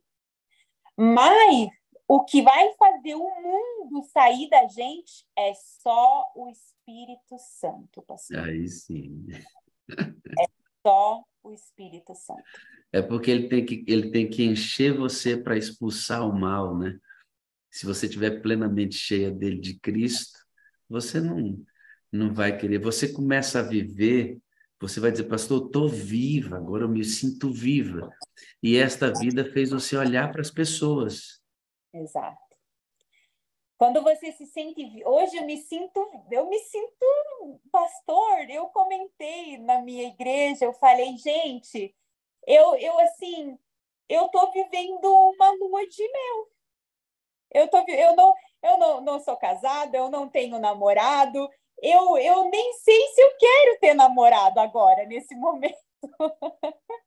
Eu nem sei se eu tô vivendo essa experiência com o Espírito Santo, com Deus, pastor, que ela me preenche de uma forma que, olha, eu não sei nem usar a palavra exata. É essa sensação de estar vivendo um momento assim em harmonia, em abundância. Eu tô assim, eu tô derramando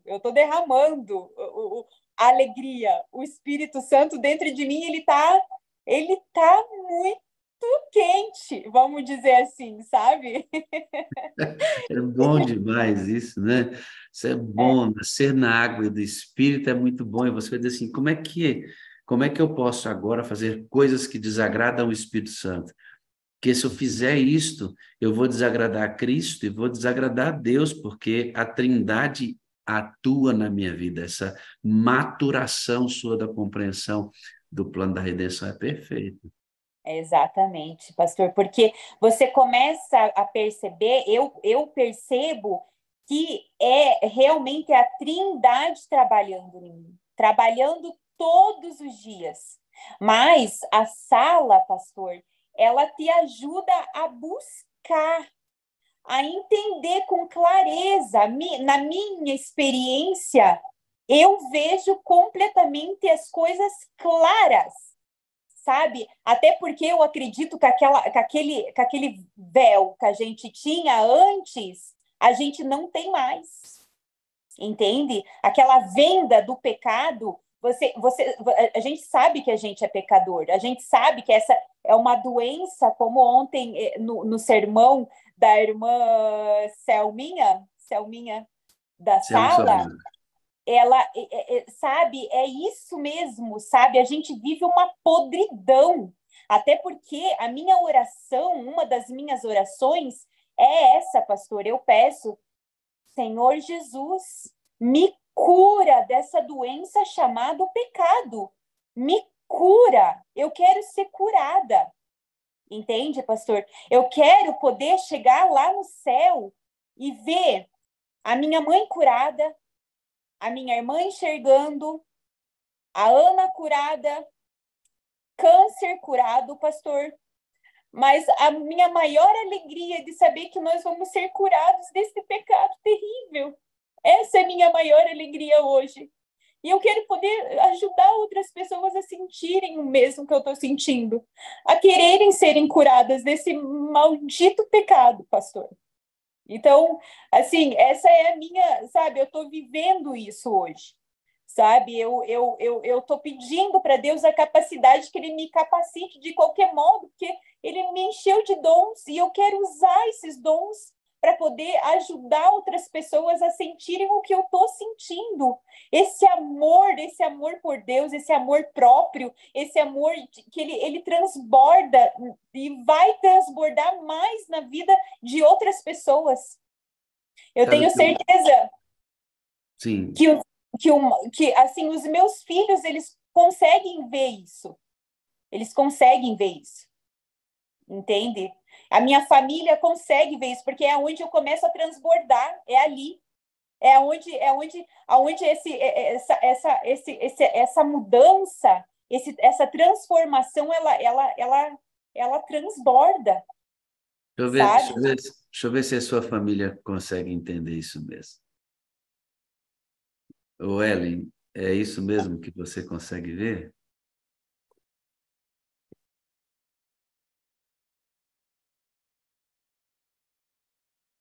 É sua menininha restaurada, né?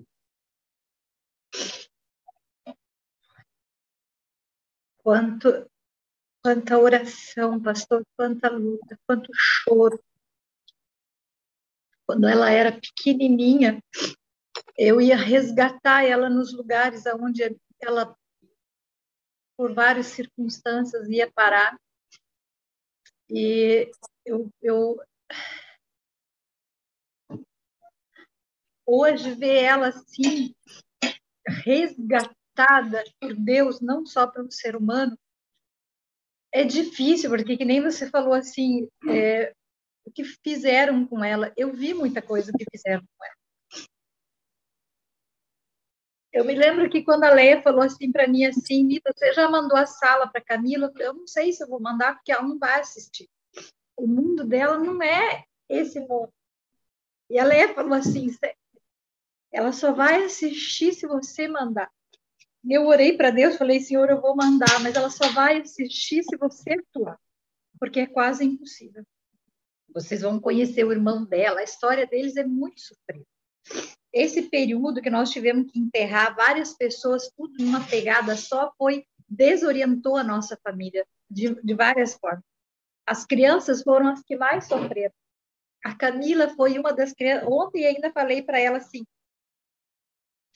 que ela era tão fofinha, ela era meu chicletinho, o meu grudinho. Aonde eu ia, ela estava agarradinha comigo o tempo todo ali, e por alguns motivos eu tinha que deixar ela para trás, às vezes. Não foi fácil, sabe, pastor? Não foi fácil. Então, ver hoje ela falando de Jesus, com a vida restaurada, superando situações que pareciam quase impossíveis, isso aí é de Deus. É de Deus. Ontem eu te perguntei assim, sobre todas as dificuldades que a gente passou para fazer o evento em Verona, eu perguntei, você faria de novo? Faria. Eu faria tudo de novo. Como não, né? Como não? Olha essa criancinha linda aqui. Linda. O evento que eu fiz aqui, que nós fizemos aqui em Verona, começando da primeira pessoa que se agregou, a última que se agregou, não é um dedinho do agradecimento que eu tenho com Deus, porque, pastor, quando ela fala que foi a Sala 57 que resgatou, ela foi Deus que usou você nesse dia, porque nesse mesmo dia, ela falou assim para mim, tia, eu vou mudar de vida.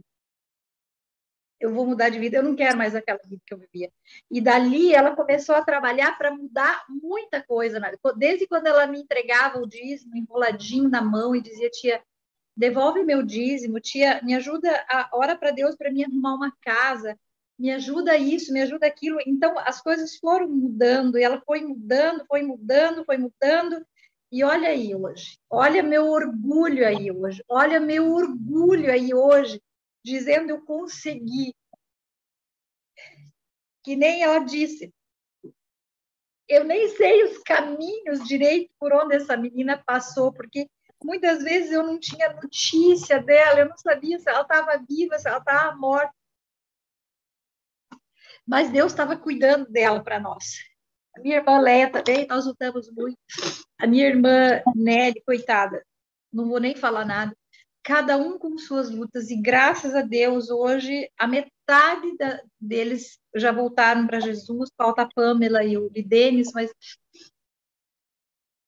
eu creio que essa obra que o Espírito Santo começou na família da minha irmã, na minha família, vai terminar. Deixa eu mostrar uma imagem, e aí eu quero perguntar para ela o que significa isso. Obrigado, Ellen. Você é bênção, viu? Ó, sua tia feliz aí, ó, tá vendo? Porque ela ama você e ver você restaurado assim é uma benção. Eu quero que você me diga o que representa essa imagem para você. E para mim eu sei o que significa, bastante. Mas eu quero que você diga para mim o que representa. Só um minutinho.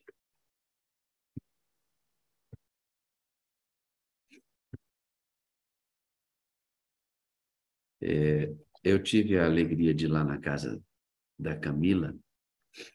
Só um minutinho que a nossa internet está dando uma dificuldadezinha, mas vai dar certo.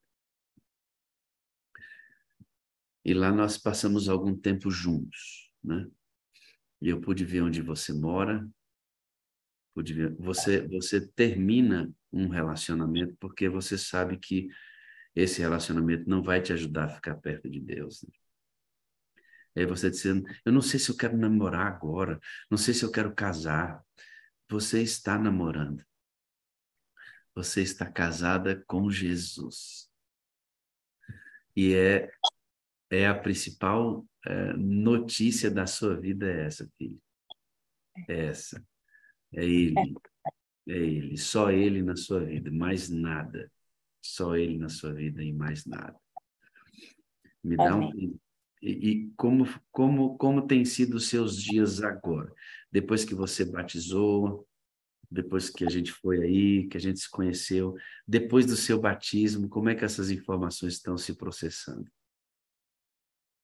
Pastor, é uma explosão de Espírito Santo dentro de mim que é como eu tentei definir esse sentimento de realmente lua de mel, sabe? Ela, assim, eu tô assim, sabe? Eu chego em casa, assim, nas minhas orações, eu tento, assim, sabe, pastor, eu coloco o meu rosto, assim, apoiado no travesseiro ou na cama, assim, eu imagino ali que a presença mais poderosa e mais divina eu tenho o tempo todo, sabe? Eu tenho uma sensação de viva. Eu tô viva. Eu não me sinto mais aquela pessoa, é, sabe, incompleta. Eu vivo, eu vivo. Eu me sinto. Olha, pastor, eu acho que eu poderia ficar até amanhã aqui dizendo arrumando palavras e modos de explicar o que eu estou sentindo aqui, sabe? O que eu estou sentindo agora. Mas a minha maior vontade, pastor, é de anunciar essa alegria. Eu tive um desejo muito grande depois do meu batismo, de fazer sermões também, sabe? Então, assim, eu tô orando muito para isso, porque eu sei que em alguns momentos da minha vida eu tive muita fobia social, né? Que a gente diz assim, uma fobia social de me relacionar com pessoas, de falar com pessoas. Eu tenho muita dificuldade ainda, sabe, pastor? Eu sou uma menina, uma mulher, porque a gente é mulher, né? O ser mulher é definido por falar demais. Mas eu, no meu caso, assim, eu não falo muito, sabe, pastor? Eu sou uma pessoa muito, assim, não fechada, mas assim, eu tento, assim, sabe, eu faço de modo, assim, que eu não seja mal interpretada, que eu não seja... Então, nesse meu modo, eu não falo muito. Então, para mim, isso é um desafio muito grande. Mas eu tenho uma imensa vontade de pregar, sabe, de ir na frente da igreja, principalmente aqui na Itália, onde a gente não vê sermões assim. é, a gente, né, não vou dizer que tipo, a gente não tem uma orientação como deveria ter, mas falta essa chama viva do Espírito Santo que, que acende como o Senhor faz, porque eu pego como inspiração mesmo, sabe? É, é contagiante o Espírito que vem, o Espírito Santo que vem de ti, sabe? Que sai de você. Então isso nasce na gente também. E é maravilhoso, pastor. O que que Isso é representa, o maravilhoso. que representa essa imagem para você?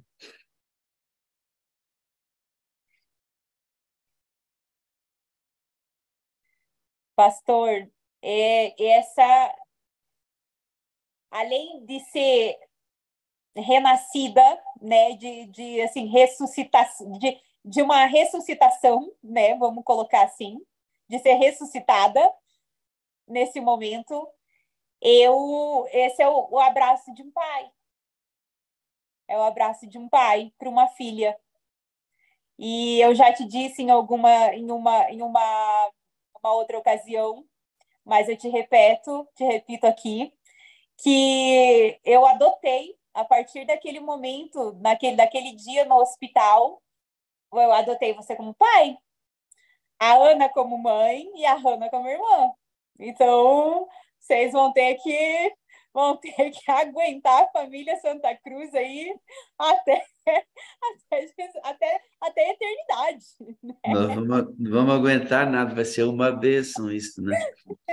E você realmente tem, eu tenho a sensação de uma filha mesmo. Eu sou meio paizão mesmo, gosto disso. e abraçar você ali dentro daquele tanque foi uma satisfação. Um dia eu falei com a Ellen, Ellen, eu quero batizar a Camila. E Deus bondosamente me permitiu isso. Sim. E eu glorifico a Deus pelo seu renascimento, pela sua nova vida, por fazer parte disso. Considere-me mesmo um pai, eu estou aí para ajudar no que for necessário. E o nosso encontro aí na Itália foi o primeiro de muitos que a gente vai ter, até o nosso definitivo na cidade que Deus preparou para a gente. Amém. E amém. E amém. Que lindo o seu sorriso, né? A luz que há em você, né? Deus habitando em você, fazendo toda essa mudança. Deus te auxilie sempre, tá bom?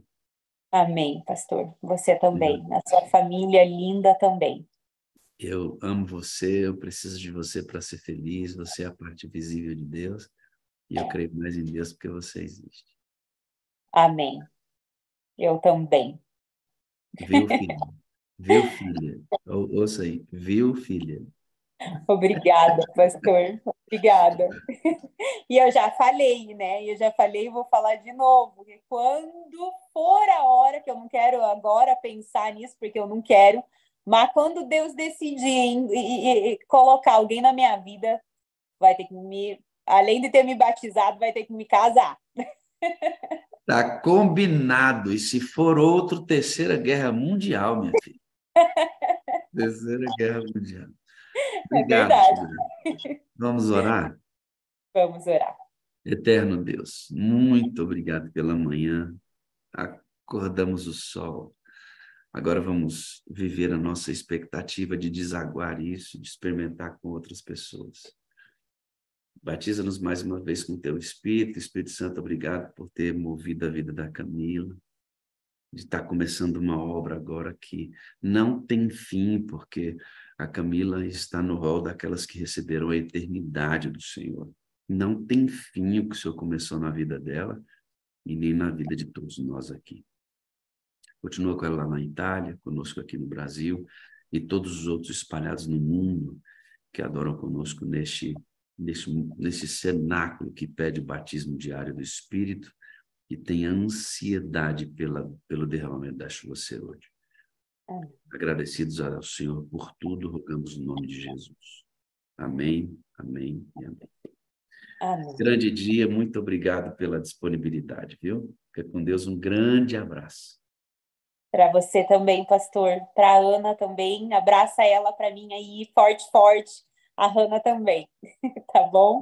Combinado. E um abração em cada coração de cada membro dessa sala. Amém. Louvado seja Deus pela sua vida, viu?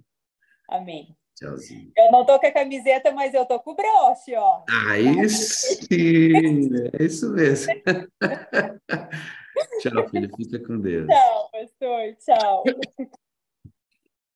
Não é bom ver a felicidade, né, irmãos?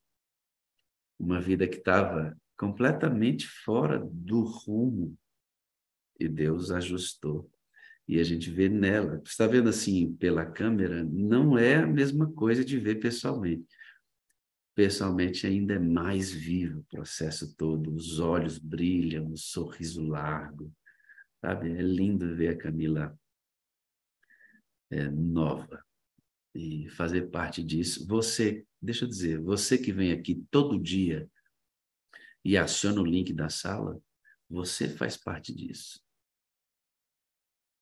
Todos nós aqui fazemos parte disso. Aquele abraço que eu dei na Camila é o seu abraço. Porque se você não entrasse aqui, a sala não existiria. E se não existisse, a gente não teria alcançado a Camila. Então, isso aqui não é o pastor Wagner, é o esforço de todos nós juntos. Viu? Um grande beijo para você. Já fiz a oração. Eu não posso fazer o bom dia com alegria hoje, estou no quarto de hospital, e não dá para fazer barulho, né? Mas não dá. Então, eu vou me despedir hoje com vocês contando 1, 2, 3. Um grande dia para você na presença de Deus, tá bom? Vou mostrar aqui algumas pessoas sem o nosso bom dia tradicional, todo mundo aí gritando eu te amo, né? Mas a gente vai se ver um pouquinho no silêncio, a irmã Isa dizendo que ama a gente, o pastor Aguinaldo já deu estudo bíblico hoje, já veio para adorar com a gente, está aí firme e forte, o pastor trabalha nessa triscando, não. Claudinha está aí com a gente, ó, que lindo, né? Firme e forte, um grande abraço, te amo você, viu, filhinha? A Maria do Rosário, aí todo mundo adorando junto, tá vendo? A Rosélia, rádio adventista, não sai de casa, mas a sala não sai dela, não, irmão. É a rádio adventista. A gente sai, mas sai com o nosso fone para poder não perder o conteúdo, né, Rosélia? É uma benção. Aí, ó, a irmã Esmeralda. A irmã Estela também, ó. Rádio adventista, está lá dentro de um carro. Opa, peguei bem na hora do bocejo, Lídia. Olha lá, que lindão, ó. Que beleza, né, irmãos?